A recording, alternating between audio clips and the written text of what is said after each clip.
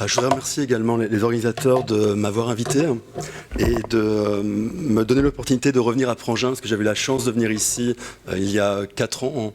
Et c'est un plaisir de participer à ces journées pot de retraite, si j'ai bien compris, et de venir vous présenter rapidement, en première conférence, le rôle du potager aristocratique dans la culture d'Ancien Régime, en essayant de vous montrer que nous avons à la fois un jardin qui est un jardin d'ornement et un jardin de production. Il y a les deux pour bien comprendre comment fonctionne ce jardin potager, et il faut le replacer dans une mode, il faut le replacer dans une fièvre bâtisseuse qui a touché les élites occidentales au XVIe, XVIIe, XVIIIe, qui multiplie les résidences à la campagne, hors des villes. Or, ces résidences peuvent avoir différents noms. Donc ça peut être une campagne, ça peut être une maison des champs, une maison de plaisance, une maison de bouteille, une folie, une solitude, l'ermitage des Précieuses, Bastide provençale, Mazanisois, Chartreuse bordelaise, retenue rouennaise, Malouinière, et je pourrais multiplier les exemples, mais à chaque fois c'est le même principe d'une maison entre cour et jardin, et dans le jardin, obligatoirement, il y a un jardin potager, mais pas uniquement un jardin potager, et ce jardin potager est une vitrine du bon goût, est une vitrine de la modernité, et dans ce jardin potager, les élites montrent les valeurs, les idées de la société d'Ancien Régime. Donc, nous allons voir dans un premier temps que le jardin peut être compris comme une organisation domestique de la nature. Alors domestique parce qu'il y a la notion de domestication des végétaux évidemment, mais domestique aussi par rapport à l'habitat. Et le jardin doit se comprendre dans l'articulation avec l'habitat. Et cette articulation, on la voit par exemple sur ce plan en relief du château de Bellevue, qui est un château qui appartenait à Madame de Pompadour, maîtresse de Louis XV, et qui après a été racheté par Louis XV, qui est un château qui se trouvait à Meudon, pas très loin de Versailles. Et ce plan est intéressant parce qu'il nous montre que le potager qui va nous intéresser ne concerne qu'une partie du jardin. Donc on voit le château, on voit les communs, on voit le potager. Vous avez également le tapis vert, vous avez des bosquets, vous avez des parterres, vous avez un labyrinthe, et ça vous montre bien la spécialisation de l'espace qui existait dans les jardins, exactement comme au même moment, vous avez une spécialisation de l'espace dans l'habitat aristocratique. Et c'est là où on voit que ça fonctionne ensemble, et que le jardin doit être compris par rapport à l'habitat, et que l'habitat doit se comprendre aussi par rapport au jardin. Les deux sont totalement liés. Et si on descend dans le jardin potager cette fois, on s'aperçoit qu'il y a deux grands types en fait de plans qui existent à l'époque moderne. Vous avez le plan où vous avez un simple mur d'enceinte, de clôture, et à l'intérieur les parterres avec les arbres fruitiers et avec les légumes, ce que l'on a de l'autre côté à Prangin, du côté jardin, où vous avez le jardin dit coupé, qui est un jardin où on va multiplier les murs et multiplier les espaces. Et là, on va encore un peu plus loin dans le principe de la spécialisation du jardin avec cette idée quasiment de chambre à fruits, telle que nous l'avons au potager du roi à Versailles. Mais on a d'autres exemples où on a ce principe de jardin coupé. Alors, ce jardin va conserver les règles du jardin classique, le jardin à la française, où on voit le principe important de la symétrie, et même lorsque les canons du jardin anglo-chinois s'imposeront, le potager restera sur un modèle qui est beaucoup plus classique. On retrouve le principe des allées larges, sablées, qui permettent la promenade, qui permettent d'entrer dans ce jardin. On retrouve le principe des terrasses qui multiplient des vues sur le potager. On retrouve l'importance de la pièce d'eau exactement comme à Prangin, pièce d'eau qui a plusieurs intérêts. Le premier intérêt, après vous les classez dans l'ordre que vous voulez, mais le premier intérêt c'est d'avoir une réserve d'eau pour arroser les légumes et de jouer sur la température de l'eau. Deuxième intérêt, c'est de jouer sur sur l'esthétisme du jardin classique, où il faut des jets d'eau. Et le troisième intérêt, c'est que souvent, la pièce d'eau participe du système de drainage. Et donc, on voit le côté artificiel, hein, l'artificialisation de l'espace. On le voit très très bien, notamment avec le principe de la pièce d'eau. Je vais essayer d'aller dans le bon sens. Donc là, vous avez une carte à jouer qui vous montre bien comment le potager est un espace qui est bâti. Hein. On le voit très bien avec la présence de terrasses, présence de marches, présence de bancs, présence de châssis, qui vous donne une idée de ce jardin qui est un jardin d'ornement. C'est-à-dire qu'on est vraiment dans un lieu qui a été conçu pour être vu. C'est pour ça que l'on a des systèmes de grilles qui permettent de voir. Si vous vous rappelez l'image que j'avais présentée avant du château de la Roche-Guyon, le potager se voit de l'étage noble, du premier étage, hein, qui est l'étage noble dans un domaine aristocratique. Et on voit bien que ce ne sont pas des lieux que l'on cache. Ce sont des lieux qui sont totalement intégrés dans le paysage du château, de la résidence des Champs. Et ce lien avec l'habitat, on le voit également dans un des attributs importants d'un jardin 17e, 18e, à savoir l'espalier. L'espalier, ce sont ces arbres conduits le long d'un mur. Et ces espaliers, là vous avez une planche extraite de l'instruction pour les jardins fruitiers de La Quintinie, qui est le créateur du potager du roi à Versailles. Et l'espalier fonctionne comme une tapisserie végétale. Comme une tapisserie végétale, je vous ai mis en regard une tapisserie 17e, et vous voyez qu'on a le bandeau où on retrouve quoi? On retrouve les fruits, on retrouve la nature, et très souvent sur la tapisserie même, hein, le motif est souvent lié soit au jardin, soit à la nature, et donc il y a un parallèle que l'on peut faire entre les tapisseries dans le bâti et les espaliers que vous avez à l'extérieur, qui montrent bien que le jardin est perçu comme une pièce en plein air et qui va être géré un petit peu comme on peut gérer l'intérieur. On le voit également avec ce tableau qui est un tableau anglais qui représente la collection de Nathaniel Bacon, et cette collection de fruits nous renvoie à un autre parallèle que l'on peut faire entre le jardin et l'habitat, à savoir le cabinet de curiosité, le lieu de la collection. Le jardin aristocratique est aussi un lieu de collection, et c'est un lieu que l'on peut comprendre comme un cabinet de curiosité en plein air. Donc on a un autre exemple de cette organisation domestique de la nature. Alors sur ce tableau, on retrouve des fruits qui ont été collectionnés par l'auteur. On le voit par exemple avec le melon ici. On lui propose donc de présenter une nouvelle variété de melon qu'il pourrait ramener chez lui dans sa campagne à Beaume. Vous avez également la poire qui est citée comme ayant une poire d'excellence dans la collection de Nathaniel Bacon. Donc on est bien dans cette culture de la collection. Mais si vous regardez bien le tableau, dans le fond, vous avez deux personnages. Et ces deux personnages sont en train de marchander. Et vous avez quoi? En fait, vous avez un marchand fruitier. Un marchand fruitier qui vient acheter des fruits et qui va les vendre sur le marché urbain, qui est un élément qu'on retrouve aussi bien dans les milieux aristocratiques que dans les communautés ecclésiastiques, que dans les jardins bourgeois, voire paysans. Même on peut trouver ce principe de marchands fruitiers qui viennent récolter les fruits et se charger de la vente. Ce qui veut dire que ce lieu qui pourrait être considéré comme un lieu d'ornement est aussi un lieu de production. Évidemment que c'est aussi un lieu de production, et un lieu de production rentable. Qu'on appartienne aux élites catholiques ou protestantes, il y a cette rentabilité qui ne pose aucun problème dans l'usage du potager à l'époque moderne. Et donc ça va être mon deuxième point. Le potager, on peut le comprendre comme l'idéal du bon ménager.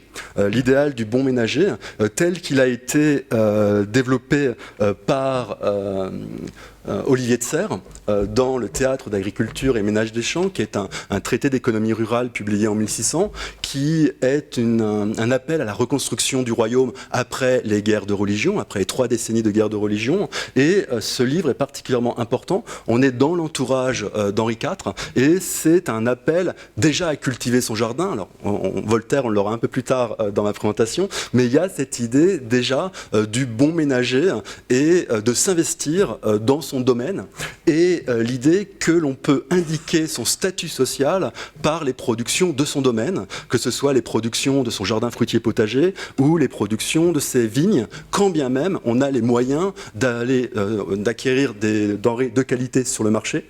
Ce qui montre bien que le potager n'est pas un lieu d'archaïsme, c'est un lieu là de modernité, puisqu'il y a cette dimension de bon ménager et d'indiquer son statut social par l'exploitation d'un potager. Et cela se voit très bien dans le cadre français, si on prend l'année 1651, où vous avez 2 livres capitaux pour le domaine francophone. Vous avez Le cuisinier François de 1651, qui est le premier témoignage imprimé de la nouvelle cuisine française, la cuisine française qui sera réputée. C'est le premier témoignage imprimé après les traités de la Renaissance. Et la même année, 1651, Nicolas de Bonnefond, Le jardinier François, qui est le premier traité de jardinage moderne, dans le sens où c'est le premier traité qui rompt avec la littérature de secret telle qu'on pouvait l'avoir à la Renaissance. On n'a plus de greffe merveilleuse chez Bonnefond. On est passé dans une autre rationalité. On est passé dans une autre économie. Et c'est intéressant de voir que c'est la même année. Les 2 livres vont être un gros succès. Et les 2 livres sont liés, en fait. Parce que pour réaliser la cuisine française réputée, il faut le potager. Et cet élément se voit notamment par l'engouement pour les légumes qui, dans le cadre français, se développe à partir du XVIe et qui va être marqué au XVIIe. On le voit par exemple avec l'augmentation des variétés consommées par les élites françaises. Alors ce ne sont pas des légumes paysans, ce ne sont pas des légumes de garde, ce ne sont pas des choux. Il faut imaginer plutôt des salades, il faut imaginer les artichauts, les cardons, tous les légumes que l'on peut avoir en primeur, les asperges, les champignons, tout ce qui entre dans la grande cuisine française et qui va être notamment produit dans le jardin fruitier potager. Et en face, je vous ai mis un frontispice d'un livre de cuisine rédigé par Nicolas de Bonnefond 3 ans après le gros succès du jardinier François. Il écrit un livre de cuisine, ce qui montre bien que les 2 sont liés et que si on veut comprendre le jardinage, il faut aussi travailler l'alimentation, puisque les 2 fonctionnent ensemble. Et sur ce frontispice, on vous explique comment faire un bon repas à la française. Donc vous avez la volaille lardée qui représente le service du rôt, c'est-à-dire de la viande rôtie, qui est le service principal dans un repas à la française. Vous avez le pâté, c'est-à-dire la tourte, qui est le mets friand par excellence. Et friand, encore aujourd'hui, c'est un héritage en fait de ces tourtes d'Ancien Régime. Vous avez le vin, évidemment, et vous avez le jardinier qui va sortir... Le jardinier qui va sortir de la maison des champs et qui va se rendre dans le jardin potager et on voit qu'il a le râteau, la bêche et il va chercher quoi ?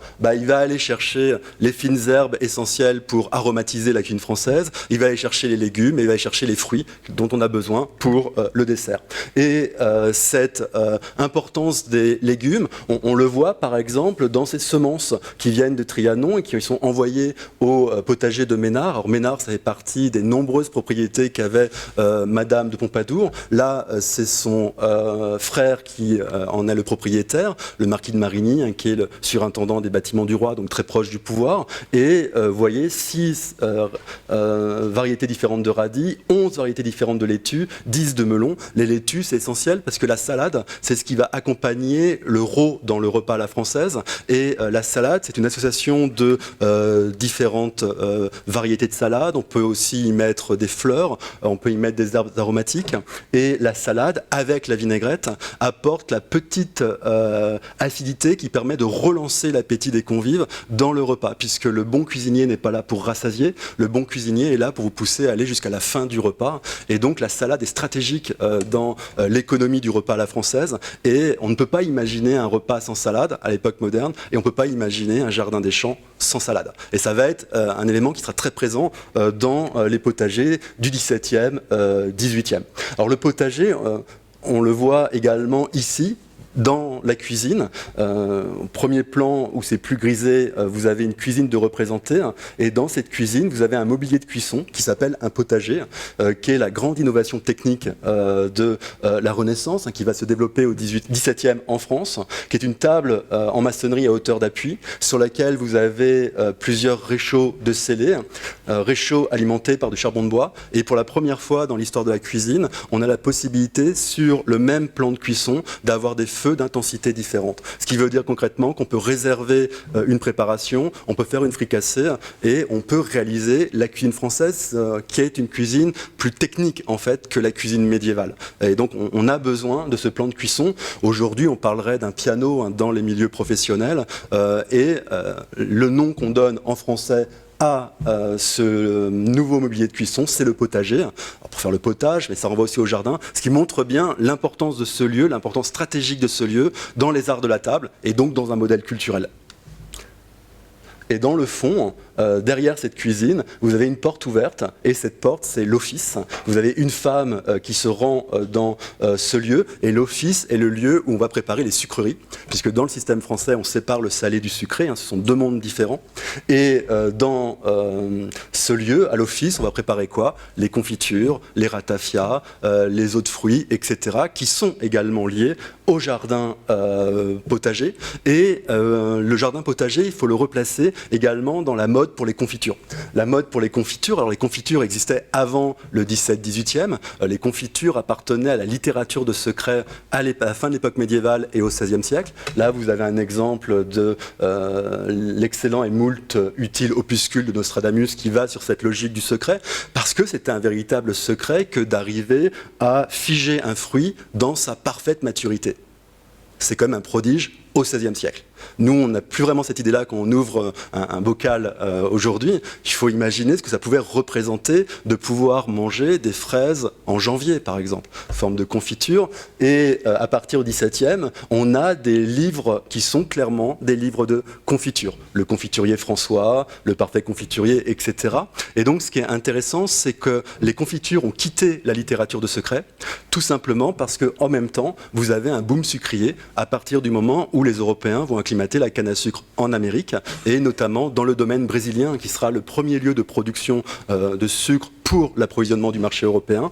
Et à partir du milieu 17e, les Français, les Anglais et les Hollandais vont faire de même dans les Antilles. Et donc 17-18e, on a un véritable boom sucrier qui doit être lié aux confitures et aux potagers, pour bien comprendre comment ça fonctionne pour nous. Et on le retrouve chez Olivier de Serres, dans le théâtre d'agriculture, où on explique que l'honorable demoiselle, donc il faut imaginer que c'est un titre de la bonne ménagère, en fait, on est dans les milieux nobles, et elle aura notamment comme activité de produire des sucreries, de produire des confitures, ou alors de veiller à ce que ses servantes produisent correctement les confitures, mais ça fait partie des attributs que l'on attend de la bonne maîtresse de maison, aussi bien dans le domaine français qu'espagnol, qu'anglais. Là, on a vraiment quelque chose qu'on retrouve partout en Europe, et je vous ai mis en regard une gravure qui est une allégorie du goût, où vous avez une femme de la bonne société, 17e, qui nous indique, grâce à sa main, le goût, et elle nous montre quoi? Elle nous montre une tasse et assiette à confiture. La tasse à confiture, c'est pour les confitures dites liquides, c'est-à-dire les fruits au sirop notamment, et la tasse, l'assiette à confiture, c'est pour les confitures dites sèches, à savoir les pâtes de fruits, les fruits confits, les fruits glacés, etc. Et de l'autre côté, vous avez sur une banquette des fruits frais.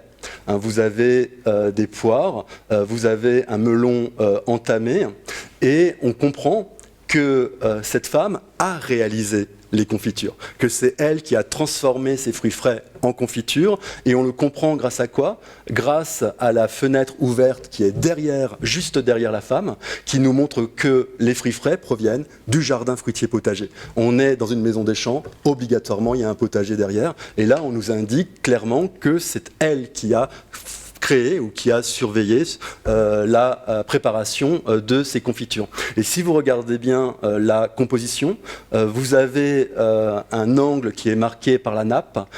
Ensuite, cet angle est brisé par une des mains de cette femme. Donc regardez l'autre main, et l'autre main nous indique quoi? Un autre angle qui est marqué par le bandeau de la tapisserie. Exactement comme la tapisserie que je vous ai présentée un petit peu avant, qui montre bien que les élites mélange le jardin et l'intérieur, que c'est vraiment un tout, ça fonctionne ensemble.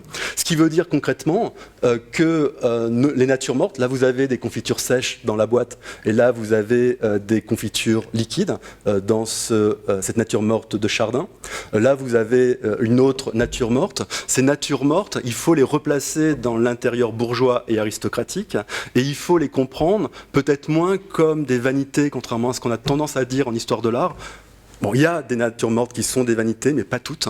Et vous avez un certain nombre de natures mortes qui fonctionnent, pour moi, je pense, comme des confitures. C'est-à-dire que les natures mortes sont là pour indiquer le bon goût des propriétaires et d'indiquer la présence du jardin, même en plein hiver, mais à l'intérieur. Et on retrouve ce jeu d'organisation domestique de la nature. Là, je vous ai repris un passage de Nicolas de Bonnefond, Les délices de la campagne. Il n'y a rien qui touche plus vivement les sens que de voir dans le profond de l'hiver des fruits aussi beaux et bons.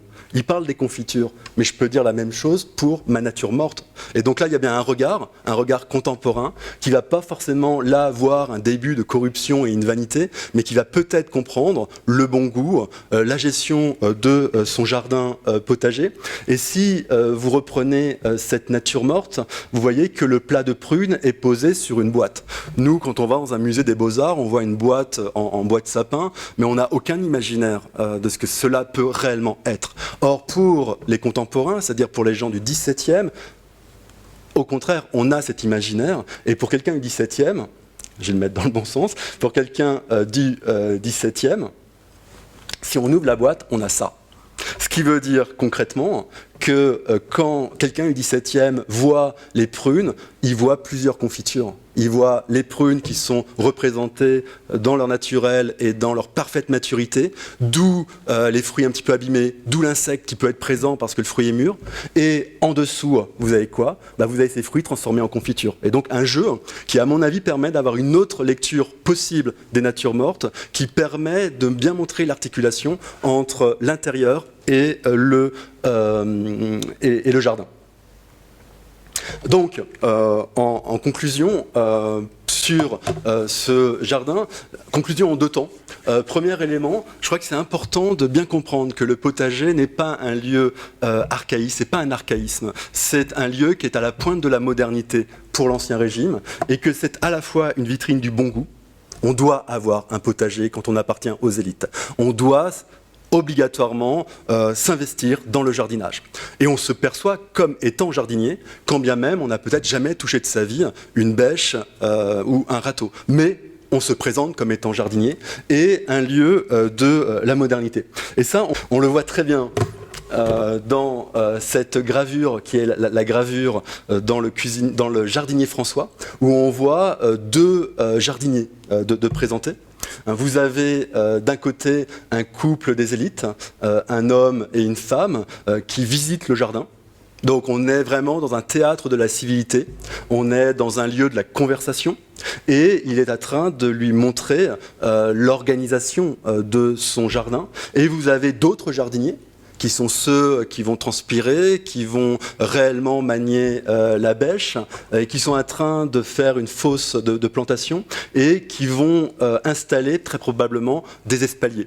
Et on a donc ces deux images de jardiniers, et avec l'espalier, l'homme bien né montre son éducation, parce qu'il a la technique à la mode, et il montre également sa modernité, exactement comme on va avoir la modernité en ayant les dernières variétés de melons, les dernières variétés de poires, en tout cas celles qui sont à la mode, exactement comme on va montrer sa modernité au XVIIIe en ayant une serre, et si possible une serre chauffée qui va permettre d'obtenir un ananas, par exemple, qui va, dans le cadre français, entraîner la fierté de Louis XV, puisqu'en 1733, il va quand même demander à son peintre Oudry de faire le portrait d'un ananas produit à Versailles. Donc on est bien sur cette modernité.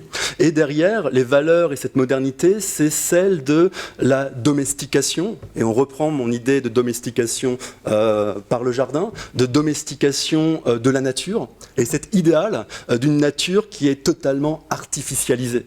Et ce que l'on aime dans le potager, c'est aussi ce côté totalement artificiel. C'est-à-dire que nulle part ailleurs, à l'époque moderne, on a un lieu qui est autant artificiel. Nulle part ailleurs, on peut avoir une terre qui a été autant modifiée, autant engraissée, fumée. Dans les champs, c'est tous les 3 ans. Dans le cadre de l'assolement triennal, dans les jardins, on n'est pas du tout dans cette logique-là. C'est-à-dire qu'on est vraiment dans cet idéal d'une nature contrôlée, domestiquée, et l'espalier, c'est un corps dressé, exactement comme au même moment, on met des corsets aux enfants, et au même moment, on doit avoir le dos le plus droit possible quand on appartient aux élites. On est dans le même idéal. Et donc, dernier point pour ma conclusion, cela va entraîner l'idée d'un jardin dénaturé.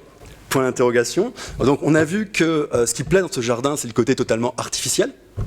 Et on a la chance d'avoir 2 textes des Lumières qui évoquent le jardin.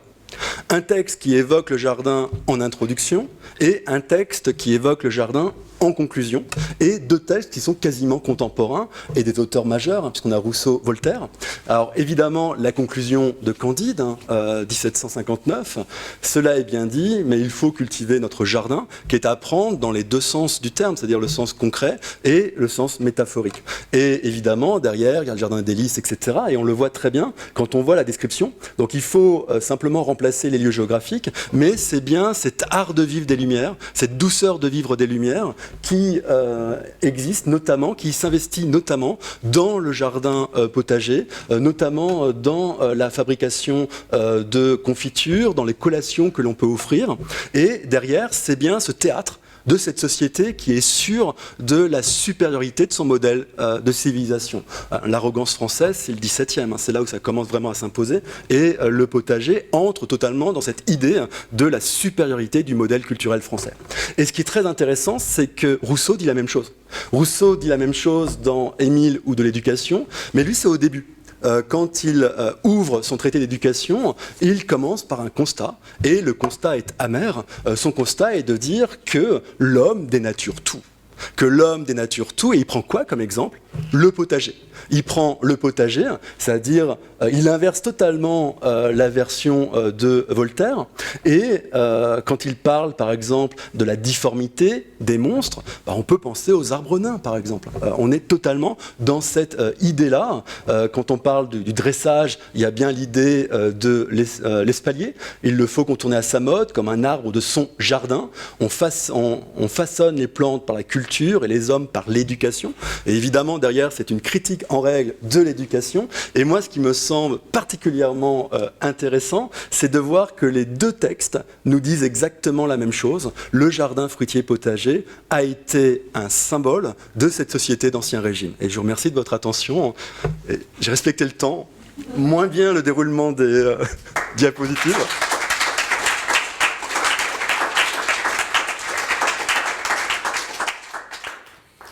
Merci infiniment, Florent Calier. J'ouvre évidemment la ronde des questions parce que je pense que vous avez tous les papilles qui frétillent, comme moi, j'espère. Alors, là, chez vous, est-ce que vous avez des questions à poser à M. Calier? Oui, moi j'ai une petite question qui est plutôt d'ordre technique. Vous dites que la pièce d'eau, elle participe au système de drainage du jardin potager. Et en fait, j'aurais voulu en savoir plus à ce sujet. On arrivait à récolter les eaux du jardin potager, à les diriger vers la pièce d'eau, pour ensuite s'en servir comme Alors c'est un système que l'on voit déjà dans les villas italiennes du XVIe siècle, où après ça dépend de la topographie des lieux également. Partout ça ne participe pas forcément du système de drainage, mais quand on a cette obligation, on a un système de canalisation qui permet de récupérer l'eau et de la stocker, ce qui permet d'avoir et le réservoir et la question du drainage. Et dans les villas italiennes, souvent le vivier est même associé à des perches, avec des carpes. Et les carpes sont intéressantes notamment pour le carême, puisqu'on a quasiment la moitié des jours de l'année où on doit faire maigre. Et en plus, ça permet de lutter contre le problème des odeurs, puisque ça permet de mettre un mouvement dans l'eau. Et ça permet également de lutter contre les moustiques ou autres.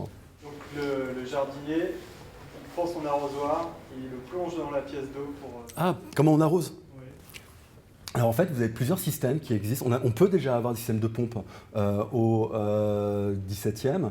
Sinon, l'arrosoir tel que nous le connaissons aujourd'hui apparaît au XVIe siècle. C'est au XVIe siècle qu'on a les premiers arrosoirs qui sont en terre, avec la pomme d'arrosoir trouée. Et on en a deux très beaux exemplaires. Vous en avez un qui est conservé à Paris, à Cluny, qui est début XVIe. Et vous en avez un à Londres, au musée de la ville de Londres, où vous avez également un arrosoir qui est similaire en forme et qui reprend ce que l'on peut voir sur les tableaux XVIe siècle.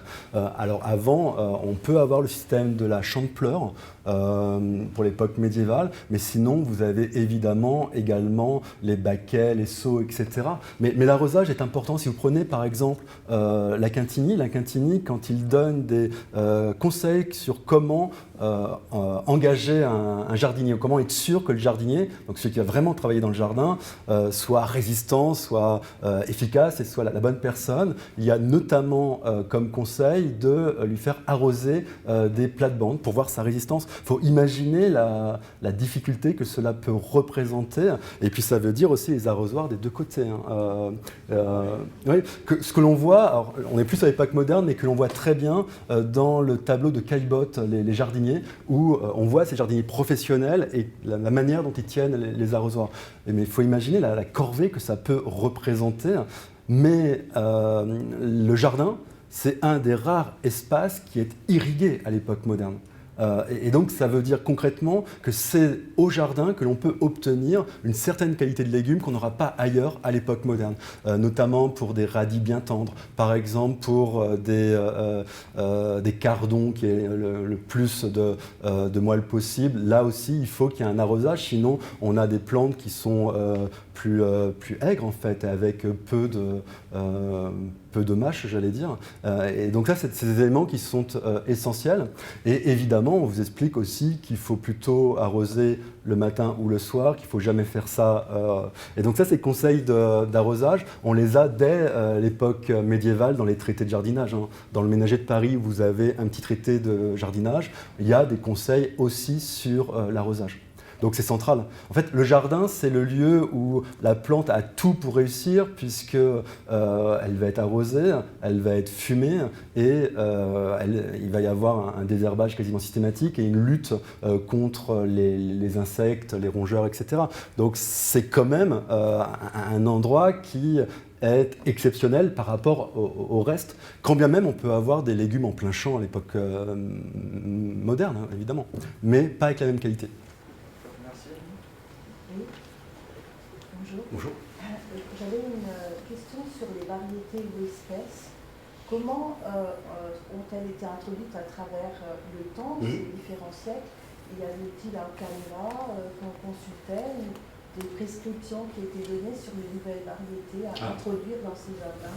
Alors, ces variétés, il faut garder à l'esprit qu'à l'époque moderne, on est incapable de fixer une variété légumière. Ce qui veut dire concrètement qu'on peut obtenir des mutations lorsque l'on sème des graines. On peut obtenir quelque chose de différent et donc on peut après sélectionner. Donc il y a cet élément-là à prendre en compte. Il faut prendre en compte également l'échange qui existe entre les jardins aristocratiques. Échange de graines qui ont pu rendre possible des phénomènes d'hybridation et donc là aussi des modifications. Il faut également prendre en compte le développement du commerce de graines, qu'on a du mal à saisir avant le XVIIe siècle en fait, mais qui existe déjà. On a des petites indications du côté des apothicaires, notamment pour la circulation des graines, mais on a des marchands grainetiers avec des catalogues pour la fin de l'Ancien Régime. Ça a notamment été travaillé du côté anglais, plus que du côté français malheureusement, mais on voit bien qu'il y a cette circulation et il y a la possibilité de pouvoir enrichir son jardin et d'avoir les dernières variétés qui sont à la mode. Et en gros, ça veut dire celles qui viennent des grands jardins aristocratiques. aristocratique. Et la grande différence entre les fruits et les légumes, c'est que les fruits, grâce à la technique de la greffe, on peut conserver une variété et la cultiver à l'identique à partir du moment où on prélève le greffon, puisque le porte-greffe ne va pas avoir de conséquences sur le fruit qu'on va obtenir. Donc là, il y a une différence. Ce qui veut dire concrètement que ça n'a pas de sens de parler de variétés anciennes pour des légumes, alors que pour des fruits, on pourrait. On peut. Et pour l'époque qui nous intéresse, vous avez aussi évidemment l'arrivée des plantes américaines qui vont jouer un rôle, mais qui ne vont pas forcément être consommées très rapidement. Après, simplement du côté des haricots consommés primeurs ou des haricots verts, par exemple. Où là, oui, mais qui viennent de plantes américaines. Il m'a semblé sur certaines gravures qu'il y avait un peu des situations extrêmes où on voyait les jardiniers qui travaillaient sur les espaliers, puis juste à côté des broderies complètement qui n'avaient rien de tellement potager en fait. Parce que c'est de l'iconographie. Et donc l'iconographie, en fait, il faut faire attention. L'idée, c'est de montrer que c'est un jardin. Et donc les broderies ou les parterres montrent clairement que c'est un jardin aristocratique. Mais il ne faut pas imaginer qu'un potager puisse ressembler à ça. En tout cas pas au XVIIe, XVIIIe. Mais ça va dans le cadre de la distinction aristocratique. Et sur les gravures que l'on a dans les livres de jardinage ou de cuisine ou autres, il faut faire aussi attention parce qu'il peut y avoir des systèmes de réemploi de gravures où on reprend un motif qui avait été utilisé ailleurs. Et donc il faut faire attention quand on les commente. Et comme il faut faire attention quand on commente un texte manuscrit aussi, hein. Le travail de l'historien, c'est de critiquer, d'interpréter, et pas de lire et de dire c'est ça. C'est évidemment un travail d'interprétation. J'aurais une question. Merci de cette magnifique communication qui va du radis à l'échelle territoriale. Vraiment, on s'y retrouve très très bien. Vous avez montré plusieurs images. Je vois encore la Roche-Guyon ou bien le château de Bellevue, chez la Pompadour, dans lesquels il semble que le potager ne fasse pas l'objet d'une mise en scène aussi spectaculaire qu'ici à Prangin. Est-ce que vous avez à l'esprit, en France, que ce soit dans les hôtels aristocratiques ou dans des châteaux, des présentations aussi fracassantes qu'ici? Je vous renvoie à la Roche-Guyon. La Roche-Guyon, c'est flagrant, hein. Vous êtes au premier étage et vous voyez le potager qui est juste là. Et le potager, avec la scène derrière, il y a quand même une mise en scène qui est impressionnante. Et j'avais visité du côté de Clermont-Ferrand une maison des champs également qui avait son potager tout de suite derrière, c'est mon côté latin, qui avait tout de suite derrière la maison le potager. C'est pour ça qu'on ne peut pas dire que le potager est caché. Ça dépend vraiment de l'organisation des lieux. Et puis après, il faut prendre en compte également les visites qui ont lieu, la circulation. Mais pour le potager de la Roche-Guyon, c'est quand même le jardin que l'on voit depuis l'étage noble. Alors oui, j'ai encore une autre question qui concerne aussi les deux représentations iconographiques des potagers qu'on a vues au début de votre exposé. Donc on a la première avec un potager qui a plusieurs pièces, des abbayes. Un jardin complet. Et l'autre qui est très ouvert. Oui. Et puis comment est-ce qu'on explique qu'il y ait ces deux tendances et puis qu'on choisisse plutôt de créer un potager avec ces pièces ou plutôt un potager très ouvert comme ça? Est-ce que c'est lié au climat local ou Alors là, les deux exemples étaient parisiens, donc le climat local ne tient pas. Il y a deux modèles qui circulent en fait. Et on a des cas même de potager un peu mixte, c'est-à-dire que l'on a un grand jardin fruitier potager avec un seul mur et les fruits et légumes à l'intérieur, et juste à côté, on a rajouté des chambres à fruits ou d'autres murs. L'idée, c'est de multiplier les murs de refend, de multiplier les expositions pour les fruits en espalier notamment. Mais après, je ne peux pas vous dire honnêtement pourquoi à La Roche-Guyon on a fait ce choix-là, alors qu'on aurait très bien pu aller du côté des jardins coupés. Mais les jardins coupés, vous avez un autre exemple en région parisienne qui est intéressant parce qu'il n'est pas aristocratique, ce qui montre que ce n'est pas uniquement lié à l'aristocratie, du côté de Montreuil. Montreuil qui se trouve à l'est de Paris et qui était célèbre pour sa production de pêche, les murs à pêche. Alors c'est plus récent que Versailles, hein, c'est après Versailles que c'est créé, hein, réellement. 18e, on commence réellement à voir ce système des murs à pêche et ça se développe au 19e. Et là, on est clairement sur la volonté de multiplier les murs pour multiplier la production de pêche d'espalier dans une logique qui est une logique commerciale. Puisque là, ce sont des fruits de luxe qui vont être diffusés partout en Europe jusqu'à la cour de Russie. Et dans ce cas-là, en tout cas pour Montreuil, il y a la logique de la rentabilité foncière. C'est un élément aussi à prendre en compte que l'on voit dans les zones maraîchères. Les zones maraîchères dans les villes où il y a une tension foncière importante, on voit bien qu'il y a une forme de jardinage qui est très proche du jardinage aristocratique. Non pas pour une question de survie sociale, mais de survie économique. À La Roche-Guyon et à Versailles, on n'est pas sur la logique de la survie économique. Mais si vous allez dans les jardins maraîchers parisiens, là, on a cette obligation de produire les dernières variétés à la mode, de produire les légumes primeurs, d'essayer de multiplier les récoltes la même année pour multiplier les recettes. Et ce qui fait que l'on a deux formes de jardinage qui sont des jardinages modernes, très très modernes, qui sont très très proches sur les techniques, avec l'usage de la cloche en verre par exemple, et des choses comme ça. Et quand vous avez des visiteurs qui viennent à Paris et qui veulent voir vraiment ce qu'on fait de mieux dans le jardinage, alors ils peuvent aller au potager du roi, mais ils veulent voir également les marais parisiens. Ce qui prouve bien cet intérêt des élites pour le jardinage et l'idée que dans ce réseau de cabinets de curiosité en plein air, il n'y a pas que des jardins aristocratiques. Maintenant, quand je parle des marais, on est sur du jardinage urbain. C'est-à-dire que si vous prenez une maison des champs, évidemment que vous n'avez pas l'équivalent dans les jardins paysans à proximité. Dernière question, en guise de conclusion. Oui, les plantes qui étaient cultivées en pot, telles les citrus, étaient dans les jardins potagers ou pas du tout? Alors en principe, c'est dans l'orangerie que l'on va les resserrer l'hiver et ensuite on peut les utiliser pour décorer, mais ça peut être aussi bien dans des angles du potager, mais ça peut être aussi dans les parterres. C'est-à-dire qu'il y a une séparation quand même entre les deux. Merci encore une fois, Florent Kellier, pour cet magnifique moment. Enfin, vraiment, c'était... Merci beaucoup. C'est un plaisir.